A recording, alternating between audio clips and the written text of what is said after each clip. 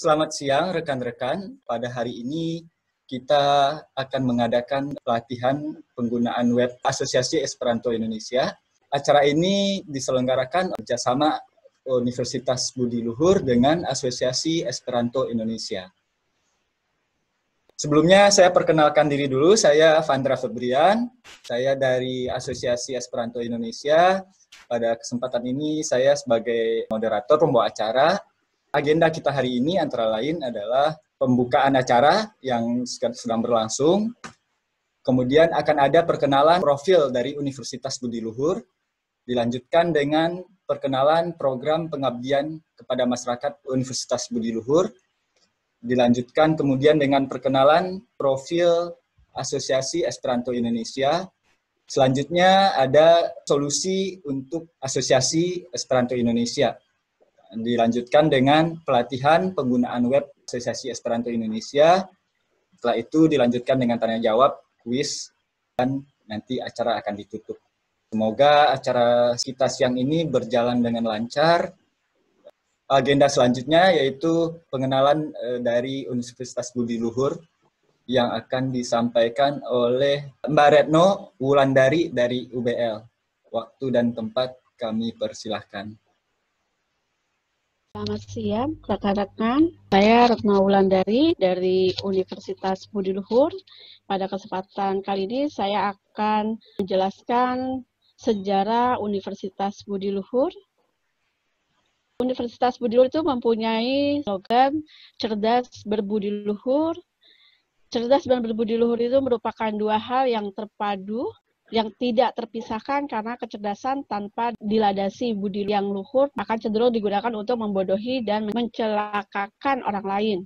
Cerdas berbudi luhur itu didirikan oleh Bapak Yaitur HS. Awal pendiriannya itu tanggal 1 April 1979 yang bernamakan Akademi Ilmu Komputer. Lalu setelah semakin maraknya ilmu komputer di Indonesia, pada tanggal 11 Agustus 1981 Akademi Ilmu Komputer diganti dengan Akademi Pengetahuan Komputer, dan pada awal tahun 1987 disederhanakan menjadi STIMIK Budi Luhur.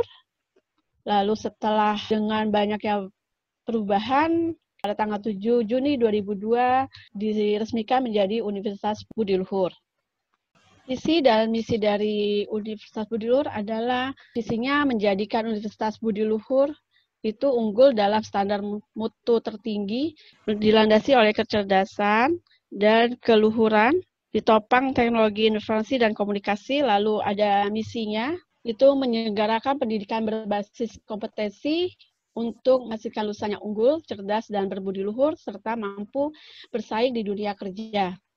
Lalu ada memfasilitasi dan motivasi sivitas akademik untuk mencapai penelitian bermutu, melakukan kegiatan yang bermanfaat bagi kesejahteraan masyarakat luas sebagai bentuk nyata keluhuran budi, menyelenggarakan kerjasama dengan institusi pemerintah maupun swasta dengan prinsip kesetaraan dan kemanfaatan, serta ada penyelenggaraan pendidikan tinggi dengan dilandasi kecerdasan dan nilai-nilai keluhuran budi, serta menerapkan tata kelola berbasis sistem mutu demi terwujudnya kreativitas, transparan, akuntabilitas, tanggung jawab, dan keadilan.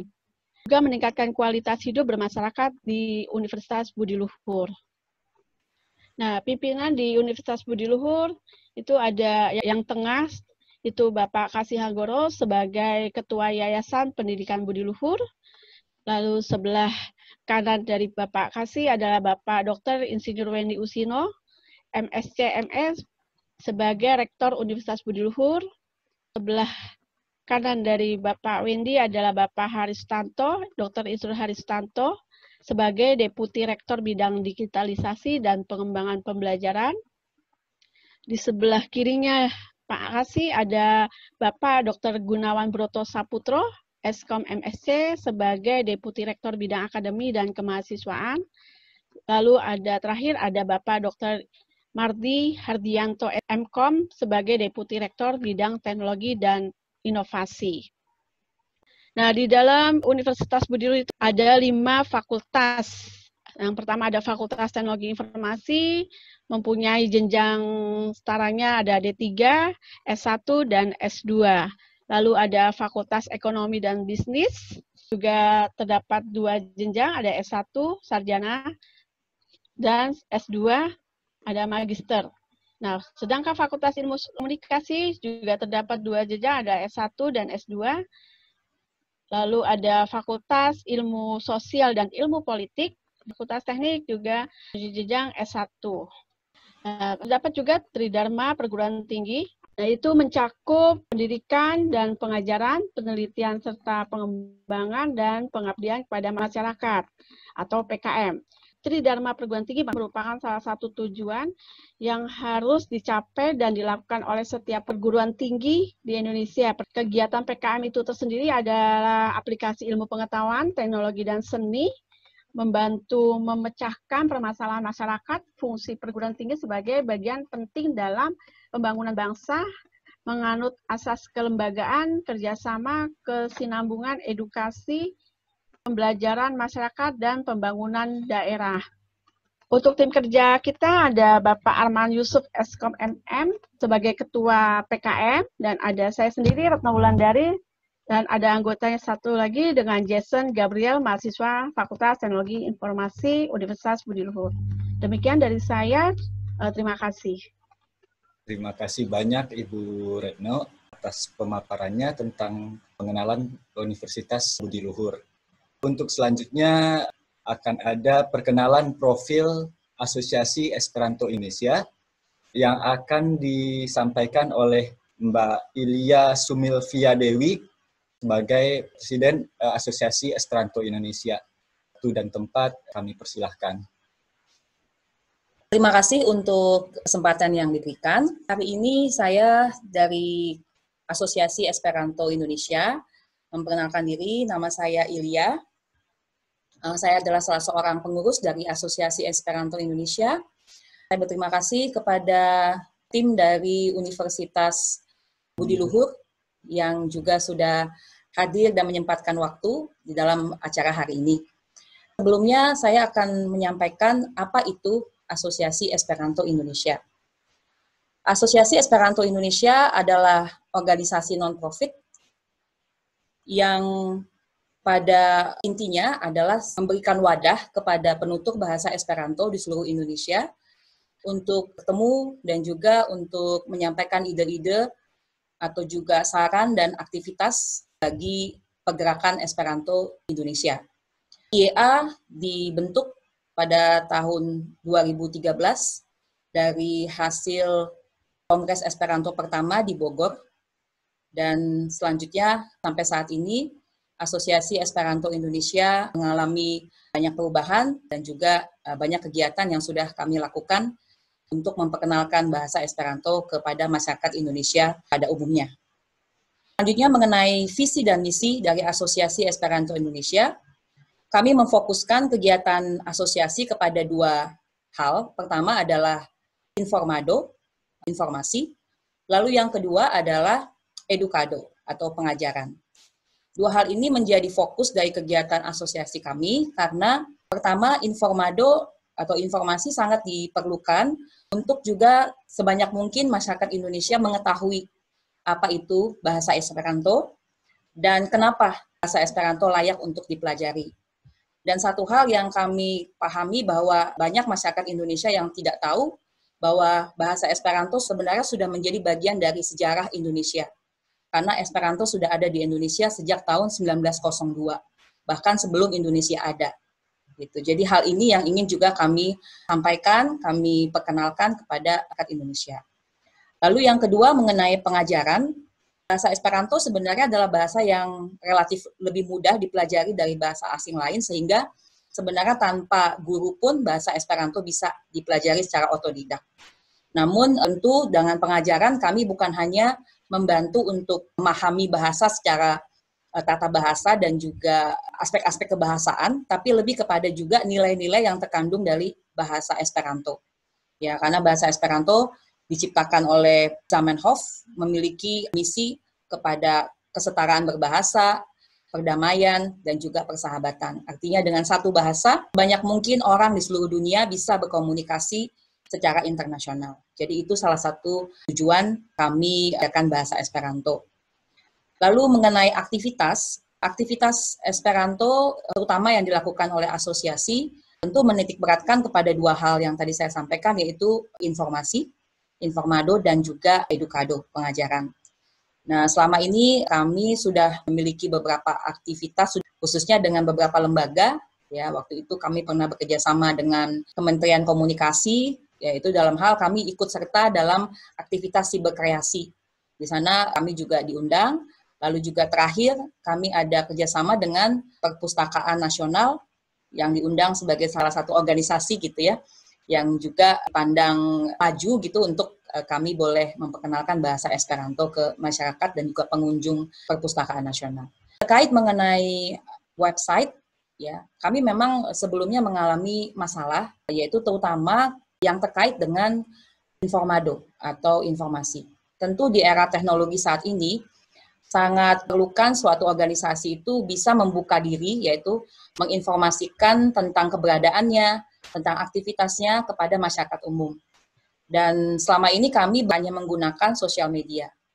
Namun hal itu kami rasa belum optimal ya untuk memperkenalkan organisasi kami kepada masyarakat. Karena itu kami berterima kasih kepada Pak Arman Yusuf yang juga telah membantu membuat website yang mengakomodir aktivitas kami dan juga kegiatan-kegiatan kami.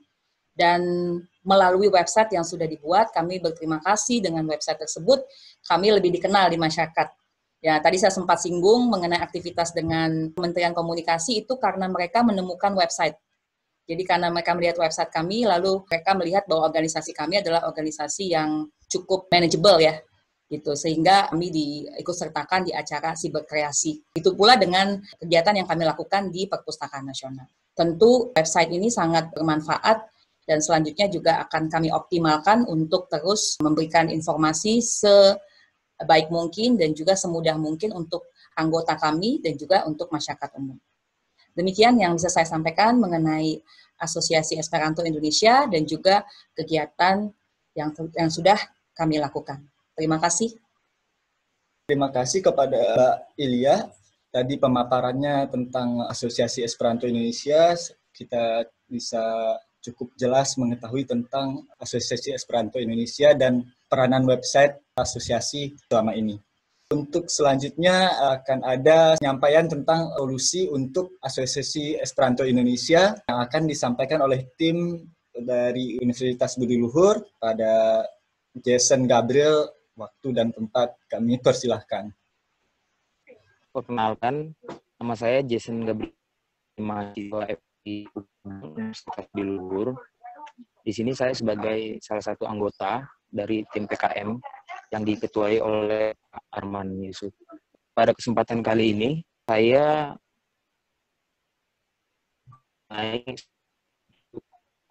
Indonesia Esperanto Asosio. Seperti yang dikatakan oleh Mbak tadi, bahwa website memiliki peran penting, salah satunya untuk publikasi dan pengenalan memiliki organisasi atau perusahaan. Nah, salah satu yang bisa dimanfaatkan untuk buatan website adalah platform yang dinamakan dengan WordPress. Platform ini terbilang gratis, kita dapatkan setelah kita memiliki yang dinamakan hosting atau domain juga. Nah, WordPress ini sendiri dapat dikenali oleh khusus di dunia maya ya. Salah satu menjadi sistem mengelola berita. Bisa mengambilkan berita terbaru, bisa kita munculkan di sana. Kemudian tadi seperti yang saya sebutkan bahwa WordPress ini tersedia secara cuma-cuma atau gratis. Namun ada beberapa WordPress yang berbayar. Jadi yang tersedia secara cuma-cuma itu apabila di belakangnya .com. Jadi misalkan dengan nama kita myweb.com itu tersedia secara cuma-cuma. Ada kekurangannya yaitu tema-tema yang tersedia itu hanya beberapa, tidak sebebas kita memiliki layanan WordPress yang berbayar. Dan WordPress ini sendiri ditujukan untuk pengguna awam, di mana kita tidak perlu atau bahasa pemrograman untuk membuat suatu website. Jadi, untuk membuat website dengan menggunakan WordPress, kita cukup dengan sistem yang dinamakan drag and drop. Kita hanya perlu memilih icon atau konten-konten apa saja yang akan kita tempatkan di bagian yang sudah kita tentukan. Nah, WordPress ini bisa dipakai juga untuk membuat situs perusahaan atau organisasi, dan juga bisa digunakan untuk jual beli barang atau online shop. Kemudian kemudahan yang ditawarkan oleh WordPress ini yaitu pengelolaan pengguna yang sangat sederhana, di mana seperti yang saya sebutkan tadi, hanya memiliki sistem drag and drop. Sudah ada konten-konten yang tersedia, kita hanya tinggal mengklik dan kita tempatkan pada tempat yang kita inginkan. Kemudian penyuntingan berita juga yang sangat mudah, sesuai dengan kemauan kita. Jadi dengan adanya platform WordPress ini sudah sangat memudahkan kita untuk membuat sebuah website di mana isinya dapat kita pergunakan untuk mempublikasi perusahaan atau organisasi yang kita miliki. Kira-kira demikian yang bisa saya paparkan terkait dengan WordPress. Terima kasih. Oke, terima kasih Tyson atas pemaparannya tentang solusi buat website Asosiasi Esperanto Indonesia. Untuk selanjutnya, kita akan masuk ke acara yang intinya, yaitu pelatihan penggunaan web Asosiasi Esperanto Indonesia yang akan langsung disampaikan oleh Bapak Arman Yusuf. Waktu dan tempat kami persilahkan. Ya. Terima kasih kesempatannya kepada moderator yang sudah membuka acara dan mempersilakan teman-teman dari Universitas Budi Luhur dan dari Indonesia Esperanto Asosio untuk membuka acara ini. Jadi saya ucapkan terima kasih atas kehadiran kalian semua di sini untuk dapat membahas apa yang sudah kami kerjakan untuk pengabdian kepada masyarakat kali ini. Jadi kami sudah bersama tim, saya, Mbak Retno, dan Jason telah menyiapkan layanan yang sudah dapat diakses di esperanto.org.id, di mana tentu kalau cuma bikin aja itu gampang. Yang sering menjadi masalah itu adalah bagaimana membuat ini menjadi berkesinambungan. Untuk itulah, di akhir dari kegiatan pengabdian kepada masyarakat Universitas Budi Luhur, kami ingin agar semua orang yang berpartisipasi di organisasi untuk dapat menggunakan layanan ini dengan baik, sehingga layanannya akan terus berjalan berkesinambungan secara terus-menerus. Nah, untuk itulah saya ingin memperkenalkan situs ini. Prila reteo la teamo de Universitas Budi Luhur completigis la sistemo nomijas esperanto.org.id, di mana nanti situs ini dapat diakses dengan menggunakan komputer desktop, dengan menggunakan notebook, juga dapat diakses dengan menggunakan tablet dan handphone secara baik. Desainnya dibuat sederhana agar dengan menggunakan peralatan apapun, semua pengguna dapat mendapatkan informasi atau membuat berita di dalam situs ini. Situs ini dibuat dengan rancangan pertama adalah ditujukan untuk anggota IEA dan masyarakat secara umum. Kemudian situs ini juga dipakai untuk memberitakan kegiatan-kegiatan yang terjadi di organisasi, juga menjadi alat komunikasi antar anggota. Seperti yang tadi sudah ditunjukkan di depan, bahwa situs ini dapat dibuka secara baik menggunakan PC, menggunakan tablet, juga di ponsel. Lalu tampilannya sederhana dan bersih, karena ini mengikuti model-model yang modern saat ini ya, di mana kita tidak terlalu banyak menampilkan yang tidak penting, kita fokus kepada isian. Dan juga yang membedakan solusi ini dengan yang lainnya adalah sudah mendukung 3 bahasa. Jadi di dalam situs esperanto.org.id sudah ada pilihan untuk membuat berita dalam bahasa Indonesia, bahasa Esperanto, dan bahasa Inggris. Do parolas per Esperanto. Do pri la retejo, ni kreis la retejo por la membro de IEA. Due, por diskonigi la novaĵon pri agadojn kaj la komunikilo inter membroj. Sekve, la retejo taŭgas por la ekzemple portebla komputilo, tabloidilo kaj poŝtelefono. La desegno estas simpla kaj pura. La retejo havas la tri lingvoj, Indonesia, Esperante, kaj Angle.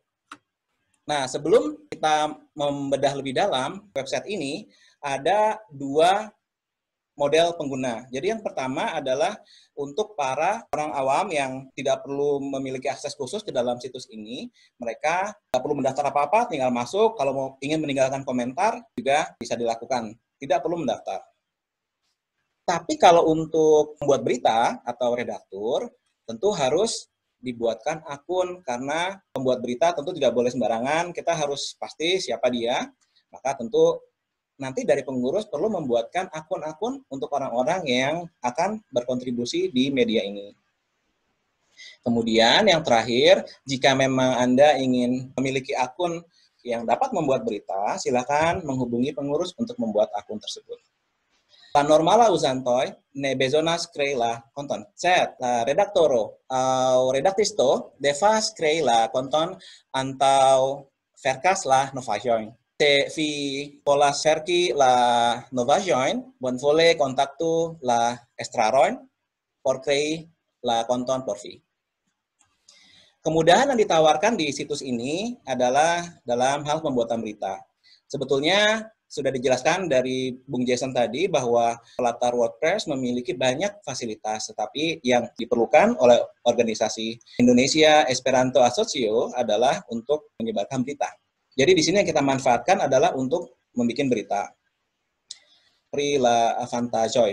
Do la retejo eblas por verki la novaĵojn. Untuk membuat berita dibutuhkan 5 tahapan. Pertama, kita tentu harus masuk dulu ke dalam websitenya. Alamatnya sudah disediakan di esperanto.org.id, tapi untuk masuk ke pembuatan berita, nanti URL-nya akan lebih panjang sedikit, akan dijelaskan berikutnya. Nah, setelah kita masuk ke dalamnya, nanti kita harus membuat judul yang baik untuk berita tersebut. Setelah judul kita bikin, baru kita bikin isi beritanya atau kegiatannya secara baik. Dan kalau sudah selesai kita membuat karangan tersebut, kita bisa memilih kategori yang tepat agar berita tadi bisa dimasukkan ke dalam tempat yang betul. Dan kalau kita sudah melakukannya, barulah berita itu bisa kita terbitkan. Nun ni parolas verki la novaĵojn. Estas la kvin pasoj por verki la novaĵojn. Unue, ni bezonas ensalutu la retejon. La retejo estas mallonga, esperanto.org.ido. Sed por verki la novaĵojn, la retejo estas pli malpli longe. Ni skribas poste, due ni faru la titolon. Ni verkis la bona titolon. Tria, ni verku la novaĵon. Ni krei la novaĵon. En la sekva pasoj, ni bezonas elektu la korekte kategorion. Poste, ni povas publikiĝu la novaĵojn.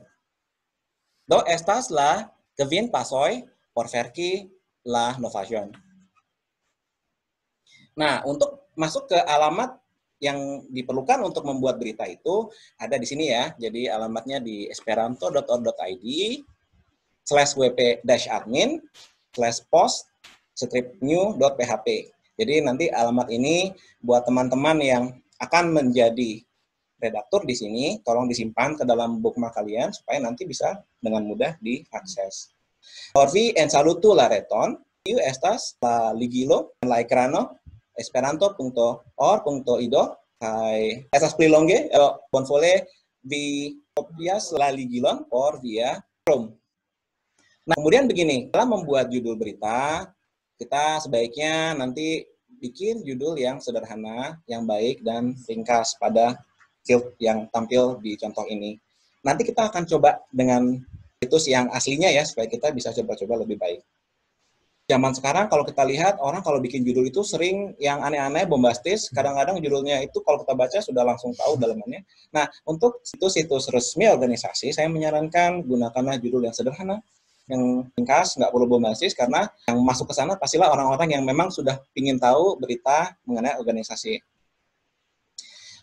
Porvi parula titolon bone, i povas sei la simplan kai malonggan titolon. Thank Campo and like Rano for example. Bagaimana membuat beritanya? Jadi ini adalah contoh halaman utama untuk membuat berita yang kita inginkan. Memang editornya masih sederhana sekali, namun menurut saya cukup untuk memenuhi kebutuhan organisasi.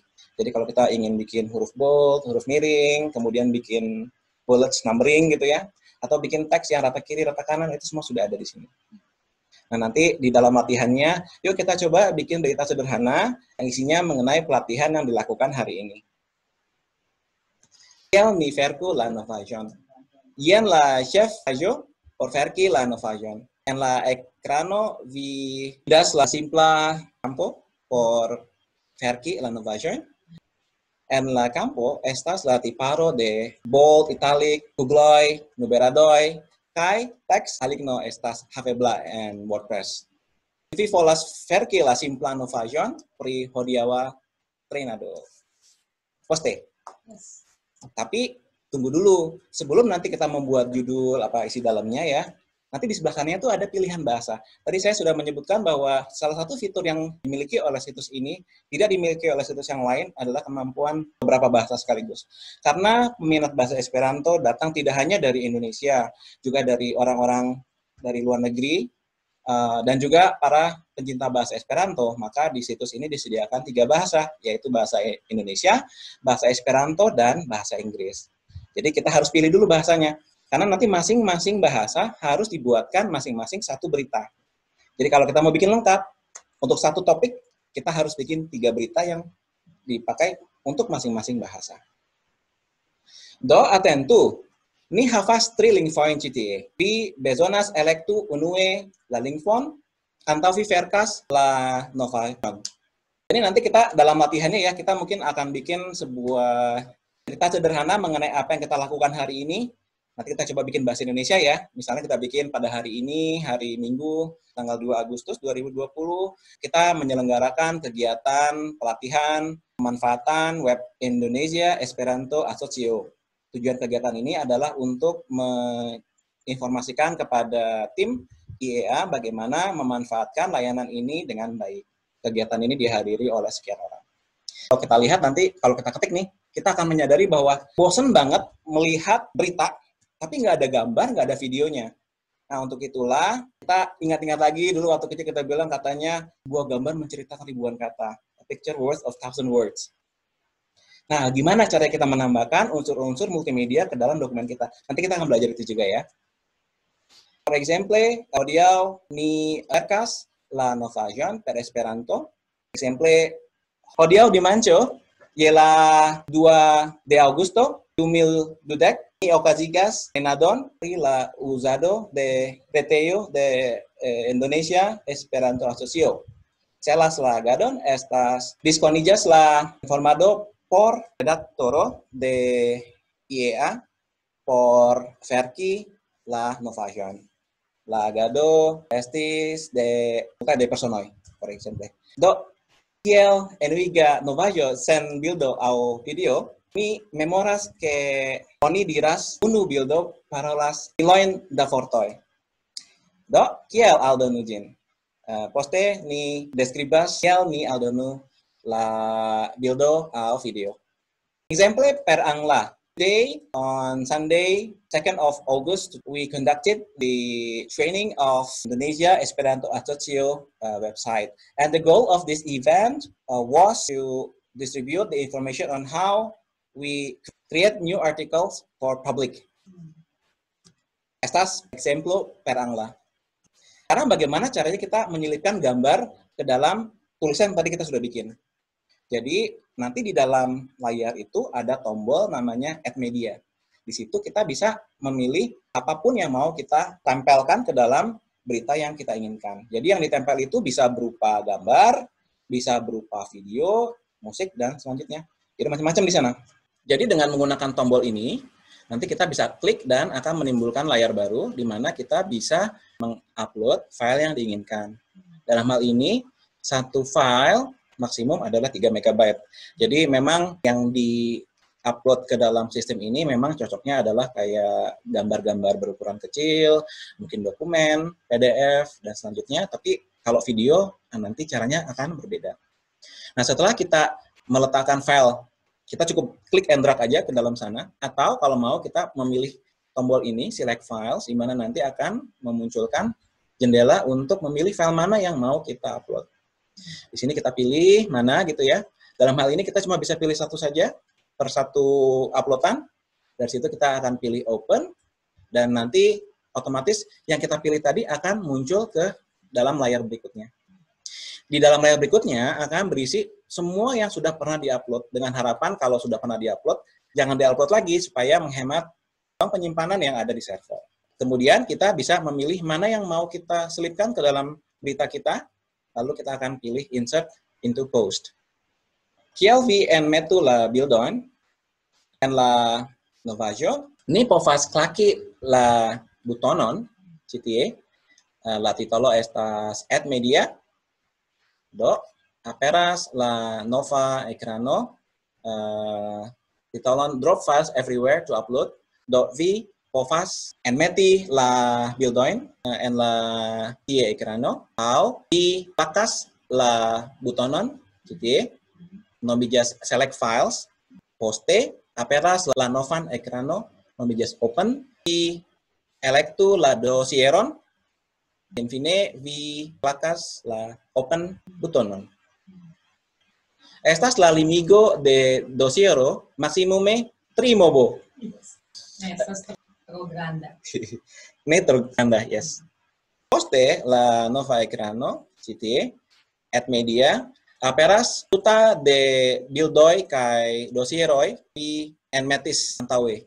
Do ni elektu unu de bildoj aŭ unu la medio, kaj finfine vi bezonas klaki la insert into post butonon.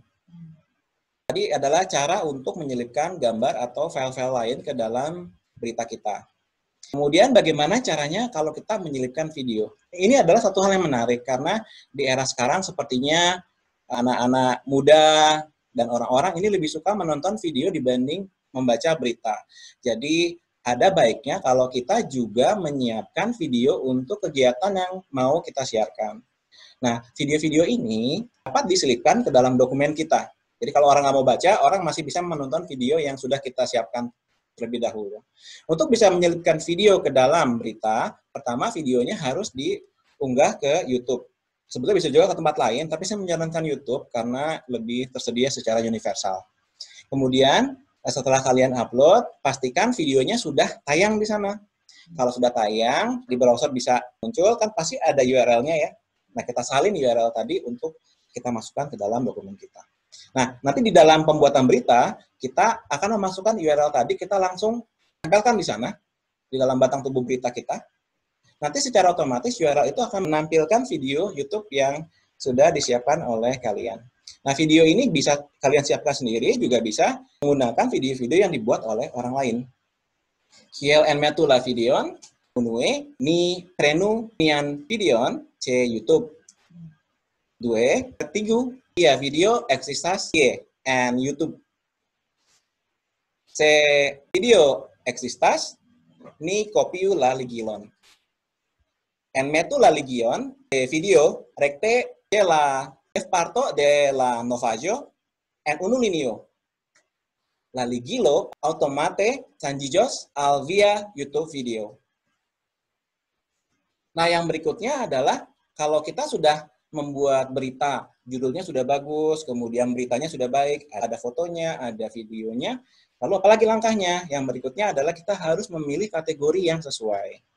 Jadi nanti di sebelah kanan dari layar WordPress akan tersedia bagian kategori di mana kita harus menandakan ini berita cocoknya apa. bisa jadi nanti di masa mendatang kategori ini akan berubah, tapi saat ini kita ada kegiatan misalnya klub dari Jakarta, klub dari Bandung, kemudian ada juga klub pemuda Esperanto, ada juga kegiatan kepemudaan Esperanto dan lain-lain. Nah, jadi kita harus pilih di sana dan boleh memilih beberapa kategori yang menurut kalian tepat. Kalau misalnya kalian lupa, jadi nanti berita yang kalian bikin mungkin akan sulit dicari karena tidak masuk ke topik yang tepat. Karena nanti sebetulnya pada saat orang misalnya, oh saya tertarik dengan kegiatan kepemudaan di Esperanto. Kalau dia ceklik di bagian bio, nanti bisa jadi dokumen yang dibuat itu tidak akan muncul di sana karena mungkin salah pilih ke tempat lain. Jadi ini nanti harus berhati-hati dalam memilih kategori yang tepat. Tapi jangan takut, nanti bisa diedit kalau misalnya ada yang salah. Do poste ni electu la categorion correcte. I povas electi multe. Do exemple la novaĵon vi verkis la jejo nurala movado. Vi bezonas electu la correcte kategorion, exemple jejo, sed vi forgesus electi la kategorion via verko aŭ via novaĵo eble malfacile trovebla, ĉar G aperas en la maljusta categorio. Sed ne gravas, se vi forgesus electi la maljusta categorion, vi povas korekti la kategorio poste. Menjelang tahap-tahapan akhir dalam penerbitan berita, nanti di bagian kanan itu ada bagian yang namanya publish, di mana nanti di bagian ini kita dapat memberikan status apakah berita yang dibuat ini boleh diakses oleh siapa saja. Itu kalau pilihnya public. Dan pilihan lainnya adalah memang public. Kemudian yang berikutnya kita juga bisa memasukkan kata sandi untuk berita yang dibuat. Jadi kalau misalnya berita ini diklik oleh orang lain, maka hanya orang-orang yang memiliki kata sandi tersebut yang bisa membuka berita tersebut. Jadi kalau kita mau kayak begitu, kita harus pilihnya yang password protected. Bisa juga kita memilih private, itu jika Anda ingin hanya Anda, penulis, penyunting, dan administrator saja yang boleh membaca tulisan Anda. Nah, mungkin itu untuk kursus misalnya, dapat dipilih private.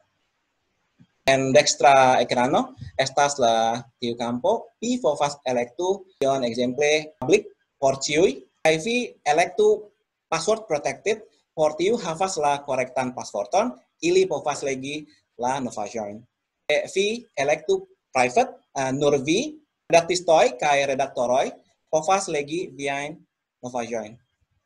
Nah, kemudian begini, ada juga bilah publish, itu terakhir kalau kita mau menampilkan berita kita. Dalam hal ini, biasanya pilihan nilai untuk dalam menampilkan berita adalah publish immediately atau siap tampil. Jadi kalau kita pilih itu langsung tampil saat itu juga.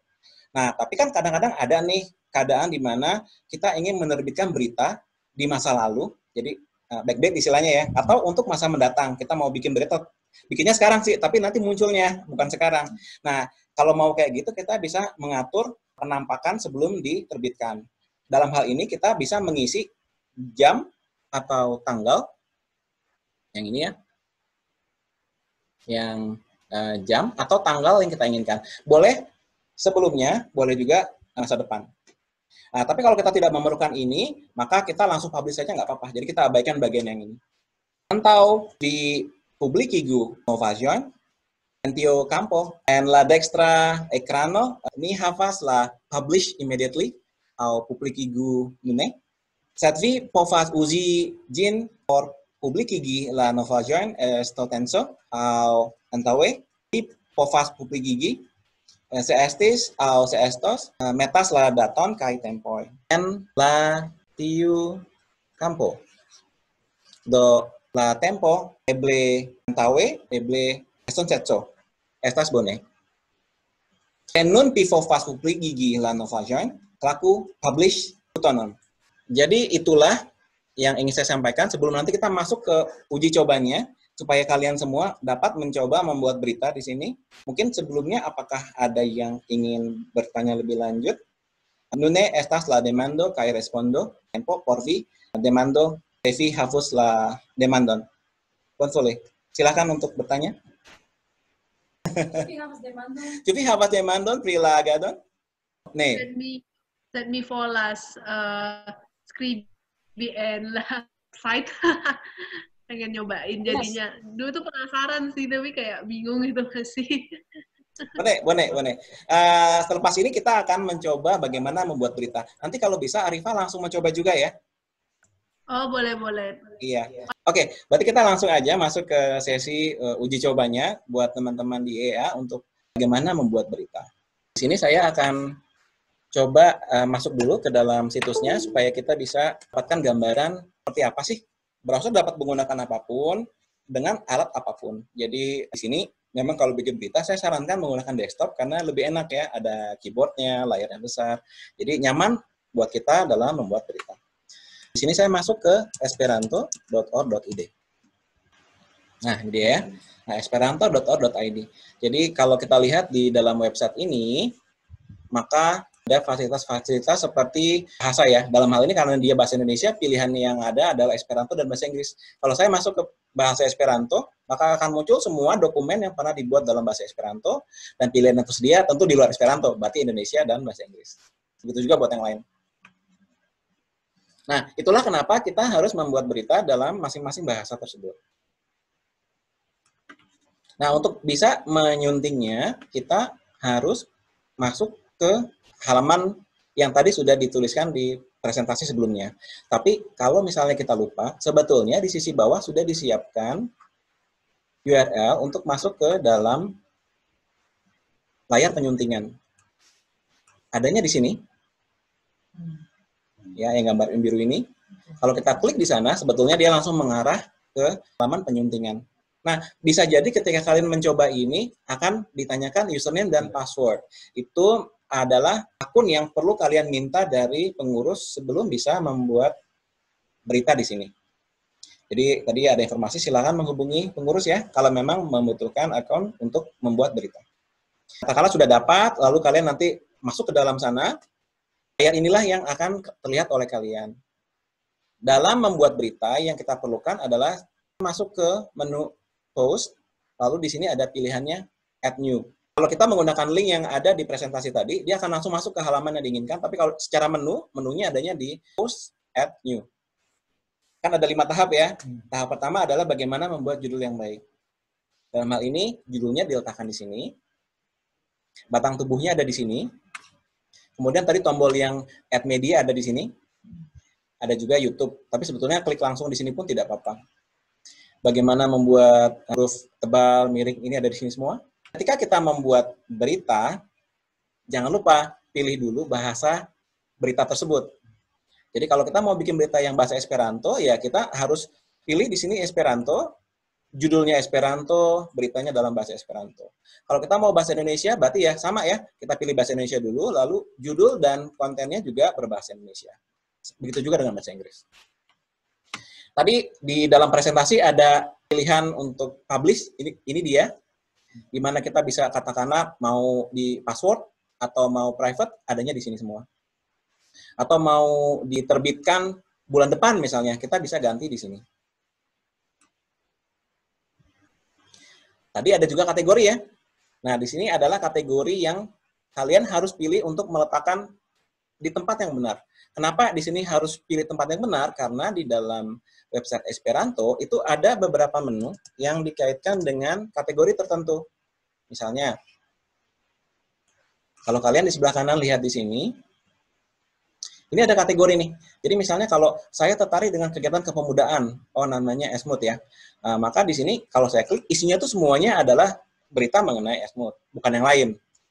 Kalau misalnya kalian salah pilih, nanti beritanya nggak muncul di sana. Hingga risiko berita tadi nggak diminati karena salah tempat menjadi besar. Nah, maka kita harus hati-hati dalam memilih kategori.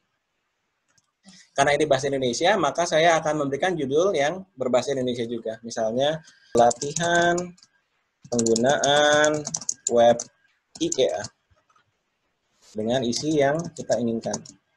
Nah, ini misalnya adalah berita yang kita buat. Nah, tadi ada informasi bagaimana caranya menyelipkan gambar. Nah, kita bisa memilih add media. Kemudian dari sini, kalau ada filenya tinggal di drag kemari, atau kalau agak susah, tinggal select file di sini. lalu kalian pilih gambar mana yang mau diupload.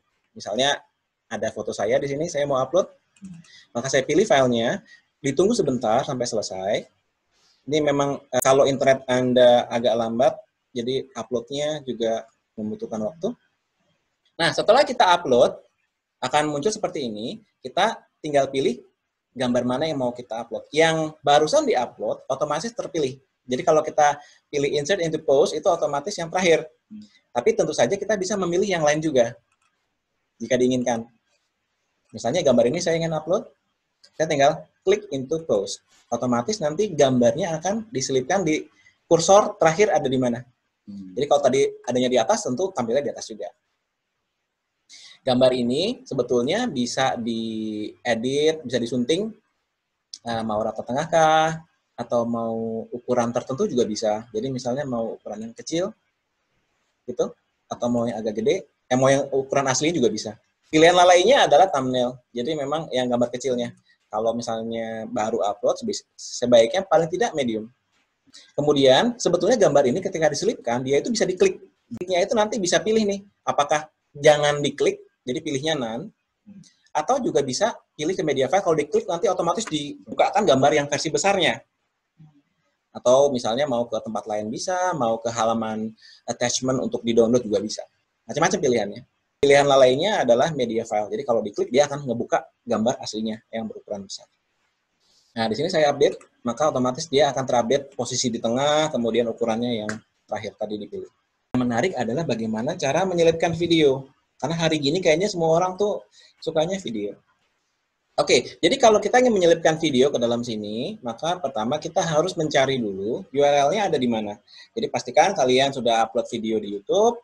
Ini adalah contoh video yang saya mau selipkan ke dalam berita yang saya buat. Jadi di sini ini adalah videonya. Video ini yang penting adalah URL yang ada di atas ini. Kita bisa salin, kemudian kita tempel di dalam batang tubuh berita kita. Di dalam ini misalnya saya langsung tempel di sini. Jadi ini adalah ketika ditempel otomatis dia akan ada sebentar waktu tunggu untuk menampilkan video itu.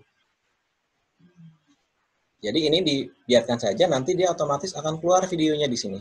Ini adalah hasil terakhir yang saya ingin simpan. Maka berikutnya adalah kita harus memilih tempat yang tepat di kategori ini ya. Karena ini berita misalnya berkaitan dengan aktivitas asosiasi, maka saya akan pilih di sini. Misalnya kalau misalnya saya menilai bahwa berita ini sebetulnya ada kaitan dengan aktivitas organisasi dan kebetulan berhubungan sama kegiatan kepemudaan, sekaligus juga ini ada kerjasama dengan Klub Jakarta, maka saya bisa pilih beberapa kategori sekaligus. Kemudian yang berikutnya adalah mengenai bagaimana ini ditampilkan ke khalayak. Misalnya saya ingin bahwa ini hanya untuk pengurus, maka baiknya pilihnya private. Atau umum sih, tapi mesti ada passwordnya nih. Nah, silakan masukkan passwordnya terserah apa, nanti kepada yang punya password lah yang bisa membuka berita tersebut. Kalau misalnya bebas untuk semua orang, maka kita bisa memilih public.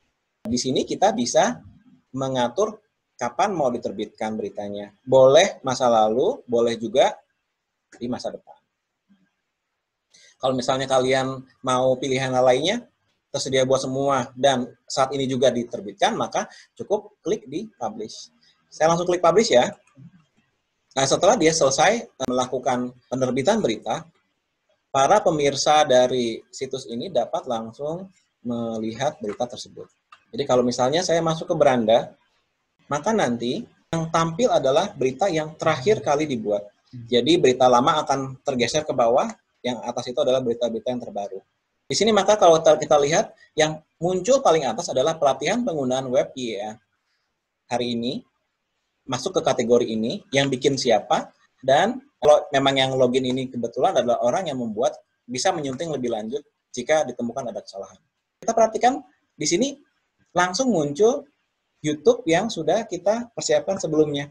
Jadi, buat orang yang malas membaca, mereka bisa langsung klik untuk menonton berita tersebut dalam bentuk video. Begitu. Nah, saya kira itu adalah dasar-dasar pembuatan berita di situs esperanto.org.id. Saya ingin mendapatkan masukan dari para peserta pelatihan ini atau mungkin juga pertanyaan, persilahkan.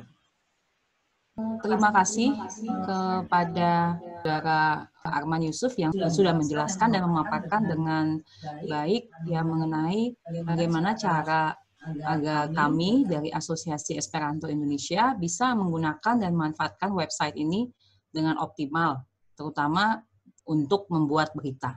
Pertanyaan saya, ada yang bisa kita publikasi saat ini atau yang lalu atau akan datang gitu. Nah, seberapa lama misalnya saya buat berita, tapi saya baru akan publikasi berita itu 1 bulan lagi gitu. Nah, apakah ada waktu di mana draft yang saya buat itu akan tersimpan di situ atau otomatis dia bisa, itu pertanyaan saya. Terima kasih.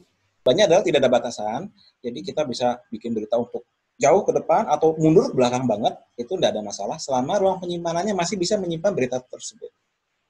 Pertanyaan lain silakan. Ada yang buat private, terus ada yang buat password atau bisa dilihat langsung.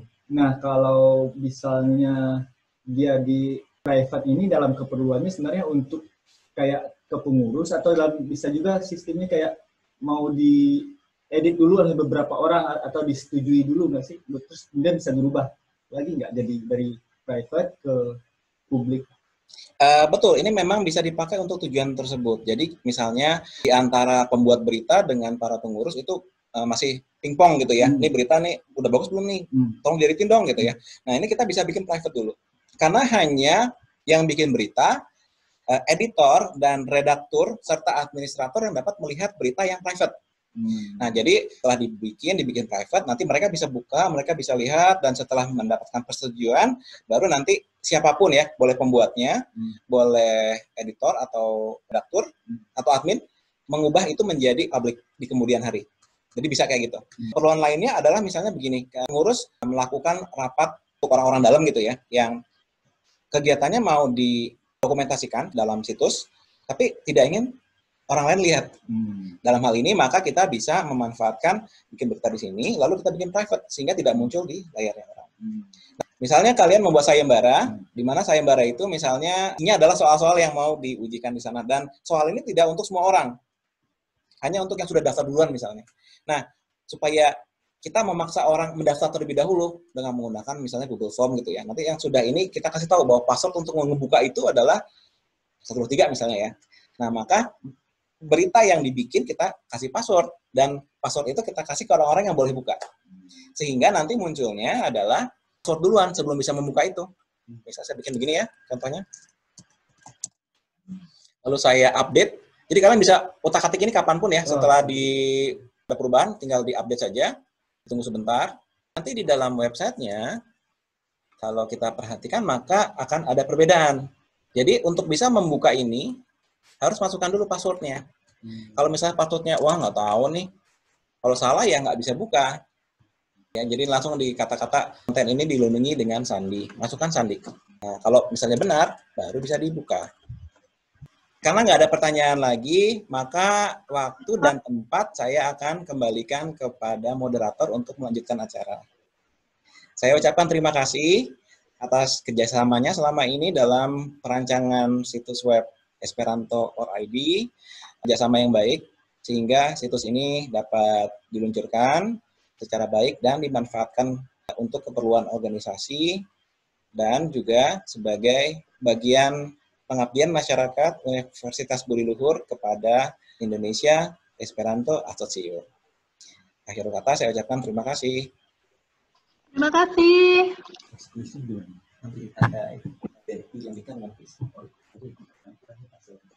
Nanti saya Wah, terima kasih Pak Arman Yusuf atas penjelasan dan trainingnya. Saya rasa tadi cukup jelas dan mudah-mudahan bisa kita praktekkan dan kita coba nantinya. Selanjutnya akan ada acara kuis ya, akan dipandu oleh Pak Arman lagi. Silakan Pak Arman. Jadi saya pengen tahu nih, lama presentasi tadi, apakah ada yang tidur nyenyak karena seperti mendengar Nina Bobo dari saya, atau menyimak dengan baik. Untuk itu, saya minta semua yang hadir di ruangan ini, baik yang tadi sempat dari awal maupun dari tengah-tengah, coba kita uji. Apakah kalian masih ingat dengan materi yang sudah disampaikan tadi? Silakan masuk ke kahoot.it. Alamatnya ada di sini ya, kahoot.it. Dengan menggunakan browser. Boleh dari HP, boleh dengan komputer yang kalian miliki. Oke, jadi siap-siap kalian semua, baik yang ada di sekretariat IEA maupun yang ada di rumah, ada beberapa ciri khas bahasa Esperanto. Yang mana itu? Apakah yang merah diciptakan oleh Zamenhof tahun 87 dan lestari sampai sekarang? Apakah yang biru bahasa antar bangsa, bahasa internasional? Atau yang kuning adalah bahasa alami suatu wilayah geografis atau politis? Atau hijau komunikasi yang setara? Yang mana itu? Kalau agak bingung, pilih yang paling dekat yang menurut hati Anda benar. Di sini jawaban yang benar ada 3 ya, diciptakan oleh Zamenhof tahun 1887 dan lestari sampai sekarang. Kalau kalian memilih bahasa antar bangsa juga betul ya, karena memang ciri khas dari bahasa Esperanto adalah bahasa antar bangsa. Dan yang ketiga adalah komunikasi yang setara. Bahasa Esperanto bukanlah bahasa alami suatu wilayah geografis atau bahasa politis. Jadi, situs web Esperanto or ID hanya bisa dibuka di mana? Apakah merah di ponsel pintar, atau biru di tablet, atau kuning di personal computer, atau hijau di televisi pintar? Bisa dibuka di mana? 15 detik dari sekarang. 10 detik. 5, 4, 3, 2, oke. Jadi, situs web Esperanto or ID bisa dibuka di semua alat. Bisa di ponsel pintar, bisa di tablet, bisa di PC, dan bisa juga dibuka di televisi pintar. Jadi semuanya benar ya? Pengguna biasa perlu mendaftar untuk menikmati layanan yang disediakan di situs IEA. Kalau benar, pilih yang biru. Kalau salah, pilih yang merah. 20 detik dari sekarang.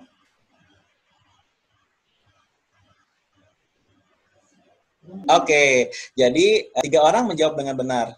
Jawabannya salah ya. Jadi pengguna biasa tidak perlu mendaftar untuk menikmati layanan di situs IEA. Yang perlu didaftarkan adalah yang kalau mau bikin berita. Slogan Universitas Budi Luhur adalah cerdas berbudi luhur. Tadi Mbak Retno ada sebut suatu frasa, coba diingat-ingat. Jika benar, pilih biru. Jika salah, pilih merah. 20 detik dari sekarang. Jawabannya benar ya. Slogan Universitas Budi Luhur adalah cerdas berbudi luhur. Fakultas apa yang ada di Universitas Budi Luhur? Apakah yang merah, teknologi informasi? Apakah yang biru, teknik? Atau yang kuning, ekonomi dan bisnis? Atau yang hijau, sosial dan politik? Yang mana yang ada di Universitas Budi Luhur? 15 detik dari sekarang. 10. Ya, jawabannya semuanya benar ya. Di Universitas Budi Luhur ada Fakultas Teknologi Informasi, ada teknik, ada ekonomi bisnis, ada sosial politik, dan ada beberapa yang lain lagi tadi. Nah, tapi memang nama Budi Luhur sepertinya melekat dengan ilmu teknologi informasi, karena dulu awalnya lebih berkecimpung di teknologi informasi. Apa yang bisa dimanfaatkan saat kita membuat berita? Elemen-elemennya apa aja ya? Apakah yang warna merah, tautan ke situs lainnya, atau link ya, jadi kalau klik nanti bisa kemana gitu. Apakah bisa juga yang biru, naskah dalam hal ini teks, atau bisa juga nggak kalau yang kuning itu, video, atau yang hijau, gambar dan foto, yang mana yang bisa dimanfaatkan?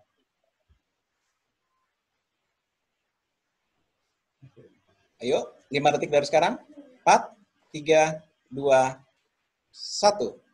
Jadi, jawabannya semuanya benar ya. Semua elemen ini bisa dimanfaatkan untuk membuat berita. Bisa kita bikin sebuah link yang kalau diklik akan masuk ke tempat lain.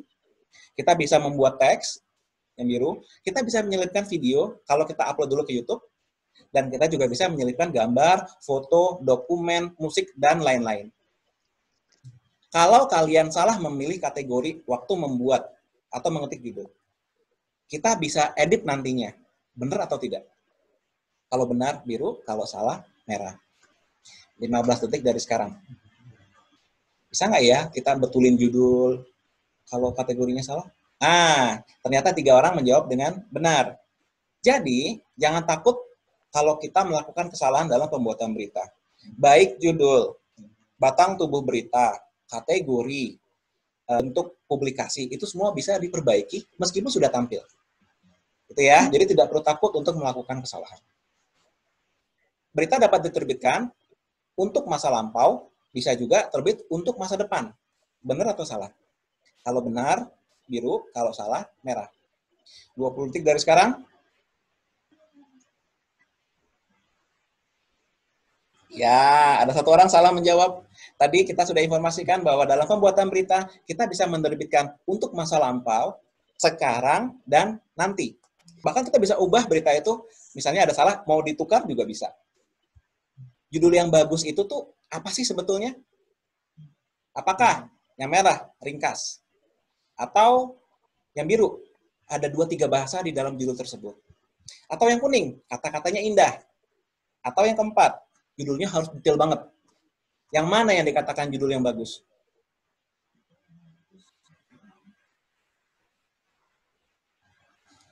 Waktunya terbatas.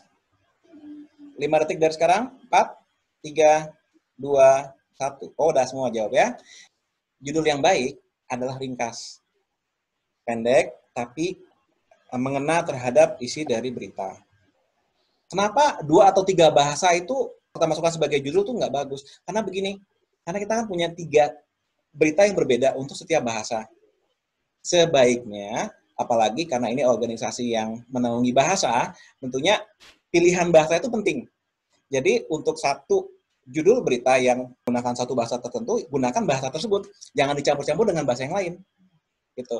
Jadi orang-orang Esperanto bilangnya, ne krokodilo. Jangan campur-campur bahasa. Nah, di sini juga aliran ya. Kemudian kata-kata yang indah itu juga sebetulnya terlalu banyak bunga-bunga bahasa itu juga nggak pas untuk judul. Jadi sebaiknya kita menghindari kata-kata bunga-bunga bahasa itu, kita pilih yang ringkas saja. Dan yang terakhir, terlalu detail di judul juga nggak bagus, karena nanti jadi terlalu panjang dan nggak bagus di dalam layout website kita. Apa ciri khas dari platform dari WordPress? Tadi sudah disampaikan oleh Bung Gabriel. Apakah yang merah? Dia adalah penyunting teks yang kaya akan fasilitas, atau yang biru?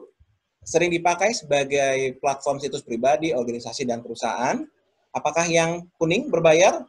Atau hijau, cocok untuk orang-orang IT, orang-orang yang melek komputer? Yang mana yang cocok dari 4 pilihan ini? 5, 4, 3, 2, 1, waktunya habis. Ya, jadi ada 2 yang benar di sini ciri khasnya. Yang pertama adalah penyunting teks yang penuh dengan fasilitas, dan yang kedua adalah sering dipakai sebagai platform pembuatan website pribadi, organisasi maupun perusahaan. Jadi kalau kita bikin itu sebetulnya aplikasinya tidak berbayar. Gabriel menyebutkan ada juga yang berbayar, tapi itu layanan berbayarnya. Tapi secara umum sebetulnya dia diberikan gratis untuk pengguna. Kemudian yang terakhir adalah cocok untuk pengguna yang melek komputer. Enggak juga. WordPress itu cocok dipakai oleh semua orang karena tidak perlu mengerti bahasa pemrograman. Semua orang bisa menggunakan WordPress. Jadi yang hanya cocok untuk orang IT, salah. Oke, semua menjawab dengan benar? Dan pemenangnya adalah juara ketiga menjawab 9 benar adalah Maris. Pemenang kedua menjawab 9 juga, tapi lebih cepat jawabnya adalah Vandra. Dan pemenang pertama menjawab 9 benar, dan paling cepat menjawab adalah Ilya. Oke. Jadi, ternyata inilah hasil akhir dari kuis kita. Waktu dan tempat saya akan kembalikan kepada moderator untuk mengakhiri acara. Sebelumnya, saya ucapkan terima kasih atas partisipasinya di kuis ini. Mohon maaf jika ada salah-salah kata. Moderator, silakan. Iya, selamat kepada Mbak Ilya, jadi pemenang kuisnya. Oke, jadi hari ini kita telah mengikuti pelatihan tentang bagaimana penggunaan web untuk Asosiasi Esperanto Indonesia. Saya rasa tadi pemaparan dari Pak Arman sangat bermanfaat dan bisa kita praktekkan untuk pakai dalam menggunakan web Esperanto Indonesia. Kita sampai pada akhir acara, ini kami mengucapkan terima kasih sebesar-besarnya kepada teman-teman yang sudah bersedia untuk meluangkan waktunya, dan semoga acara ini bisa bermanfaat untuk kita semua. Demikian kita tutup acara ini. Terima kasih. Gisrevido. Gisrevido.